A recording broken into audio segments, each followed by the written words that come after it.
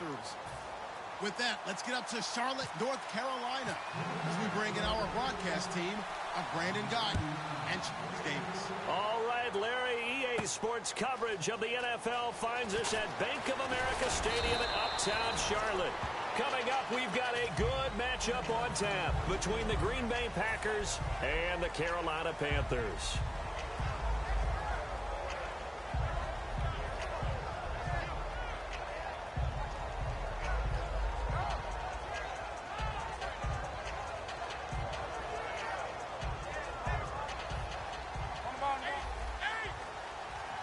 Possible run anticipation here as the D-line sandwiches together.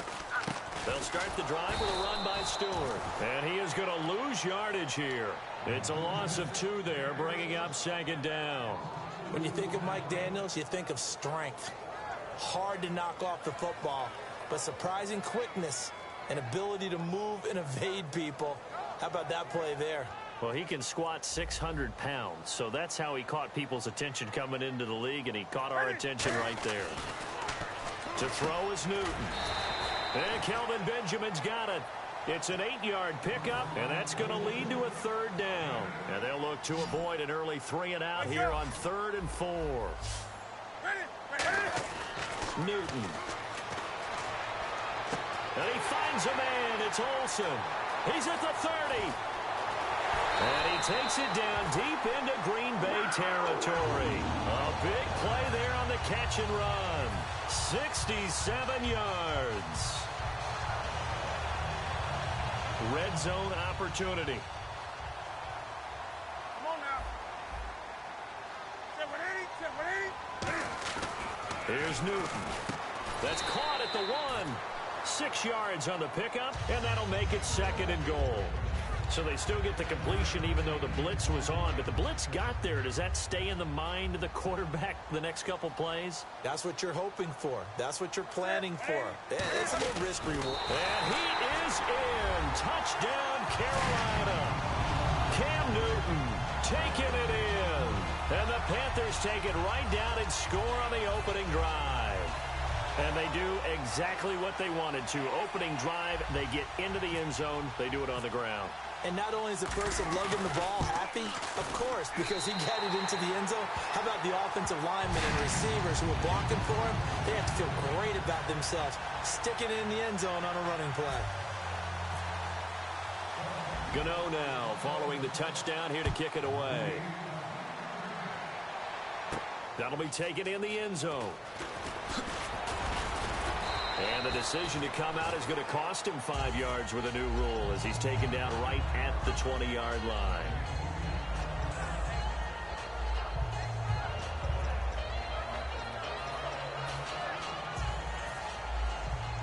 The defensive line disperses a little bit here, maybe expecting a pass.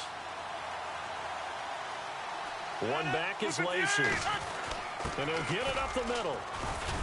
And he'll get this up over the 25 to the 26. He'll get a nice chunk there on the first down run, and it's 2nd and 4. Some runs are blocked so well, you almost forget that someone has to carry the ball to gain the yardage. The leverage by the offensive line to create space up front, really well done. Shift together here from the D-line. On 2nd down, Lacey.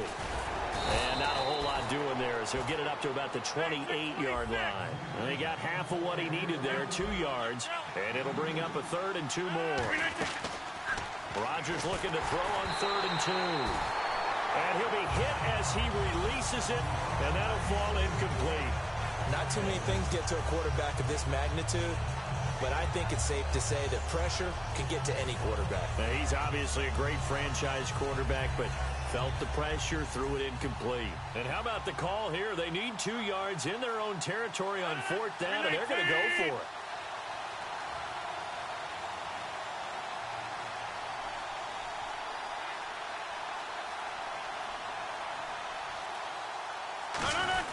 They run. It's Lacey. And they take him down, losing yardage back at the 27. Boy, a curious decision to go for it. Doesn't pan out. And the Panthers are going to get it back in excellent field position. Looking to jam the receivers at the line here. Press coverage look defensively. Newton now to throw. And he will lose yardage back to the 34-yard line. That's going to go as a loss of 7, and it'll set him back for second down.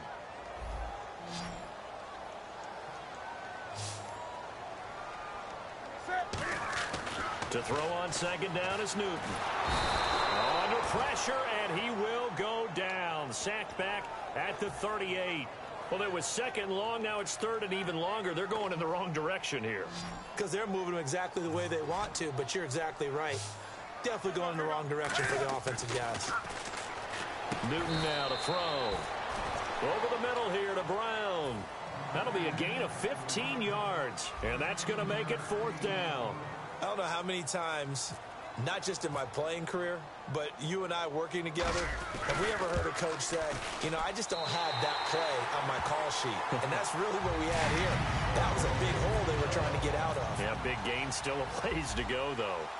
So no problems there with that one as they're able to put 3 up on the board. Yeah, it's pretty much a winless night. There's only a very light breeze, so it's a perfect night for kickers. And like you say, no problems with that one. And Green Bay getting ready to go as they take the field. And on that last drive, went for it on fourth, turned it over. But good job by their defense, though. They held them to 3, but this offense, they've got to be a little bit better, a little bit more careful here.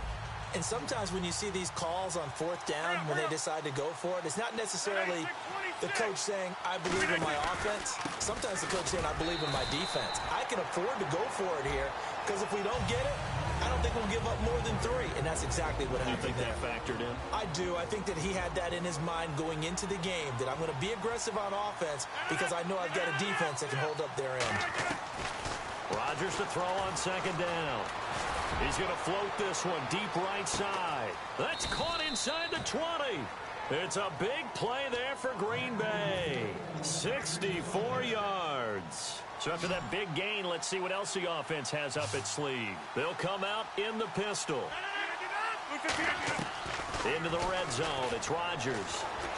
And no escaping this time as he'll go down. They got him for a sack. With Charles Davis, I'm Brandon Gaudin. Second quarter about to get back.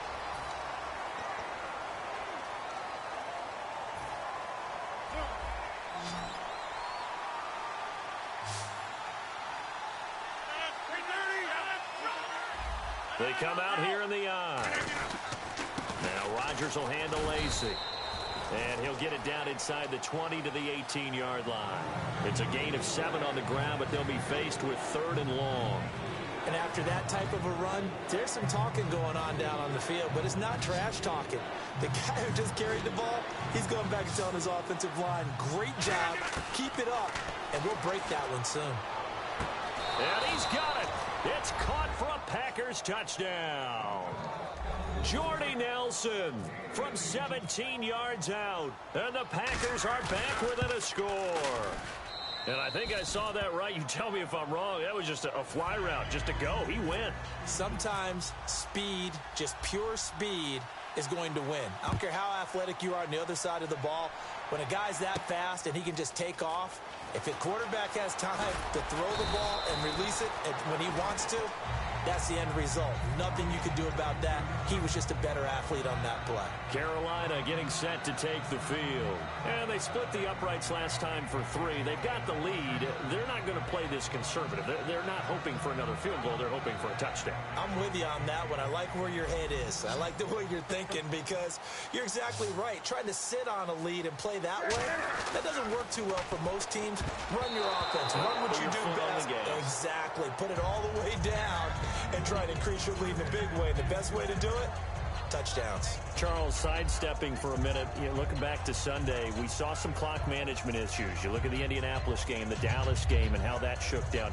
But when you're a player or coach in those situations late, how hard is it to be aware of what's going on? Because it's easy for us sitting on the couch to critique. It's a lot harder than maybe we give credit to because heat of the moment, the anxiety levels have gone sky high. The competitive juices are flowing. A lot of coaches keep cards with them that tell them when to, how you're supposed to use the clock down the stretch. You don't always get the math right. That's why I think a lot of teams now are going to go to having someone designated in the press box to handle clock management issues and advise the head coach, because they should be able to think clearer up there rather than down on the sidelines where the heat is really rising. And fit's the exact right word. Over the middle, there's almost always traffic, so anytime you're a receiver in that area, you're not just focused on catching the football. You're wondering where the collision's going to come from, right? Because there's almost always someone there able to concentrate, catch it, and even added a little extra at the end with a short run. And he'll get this up to about the 38-yard line. 2 yards on the carry there. It'll be second down. Well, I think we know by now that every run is not going to be broken and get all the way to the end zone. But these short ones still have their value. You can still set up your play action and throw the football. You control the clock because you have the ball and they don't. And often the physicality sets the tempo for the game. They'll set up the screen for Stewart. And to the 42-yard line here and brought down there. So many things have to come together just right for a screen pass to break for big yardage. The blocking, the timing of the pass to the runner, everything has to fit together just right. But on that play, the defense was able to disrupt things and hold it to a short gain. Newton to throw. Gets it to Benjamin. It's caught. 8 yards on the pickup there, and it moves the sticks. And when you're playing a quarterback with some experience and some moxie, you enter the danger zone when you decide to blitz him, because if he's able to diagnose as he did on that play, he can hurt you downfield. He reads defenses so well, doesn't he? He really does, and the best part about that play for him, I don't think that was his primary. Looking for Gannon, it's intercepted. Picked off by the former first-round pick, Demarius Randall. And a big turnover there as his guys will get the football back.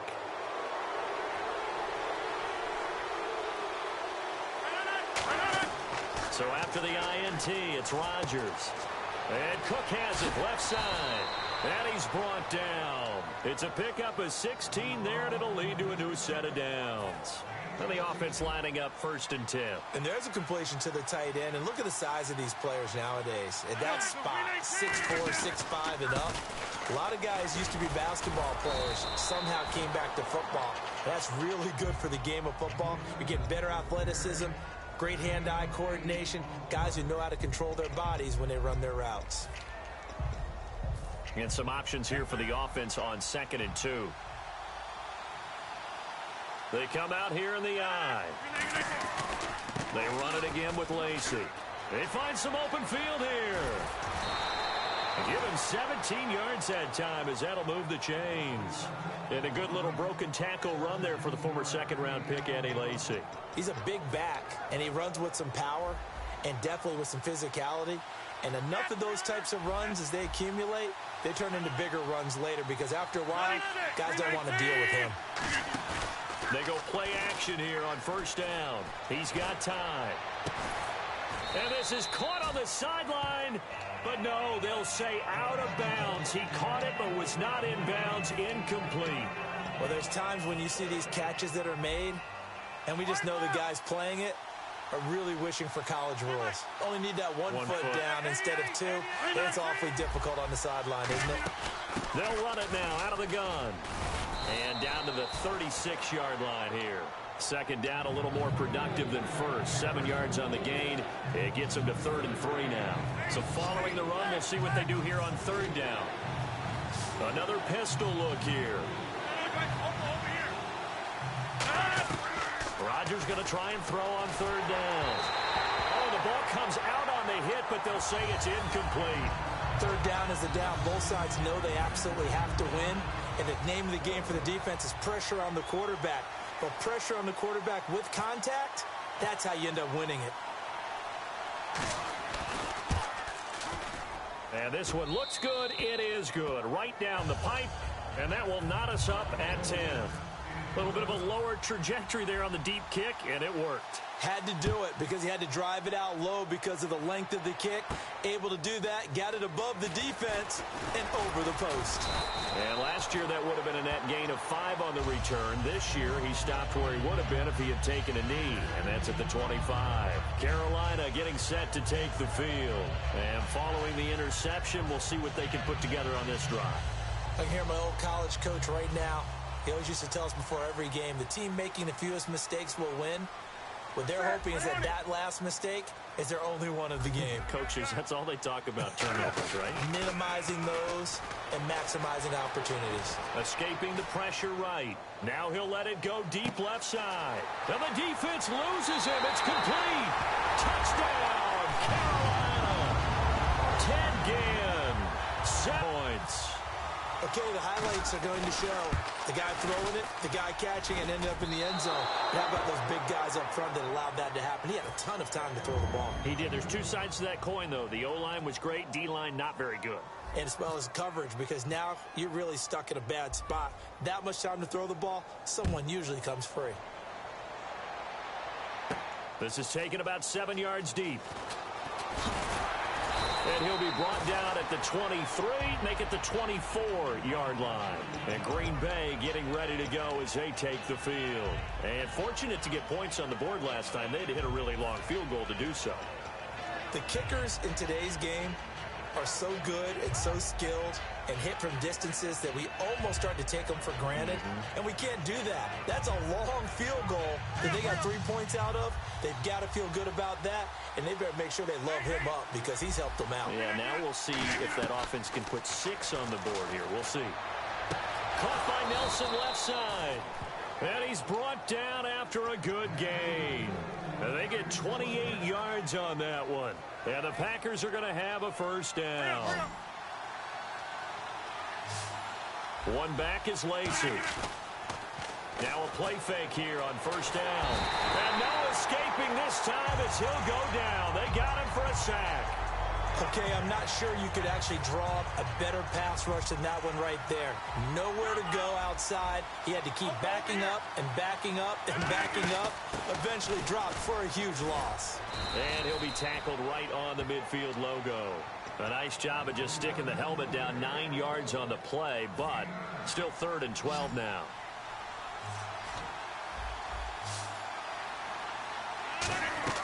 From midfield, here's Rodgers. And this is going to be incomplete. Randall Cobb, the intended receiver. And that'll bring up 4th down. So on 4th down, here's Jake Shum to punt it away.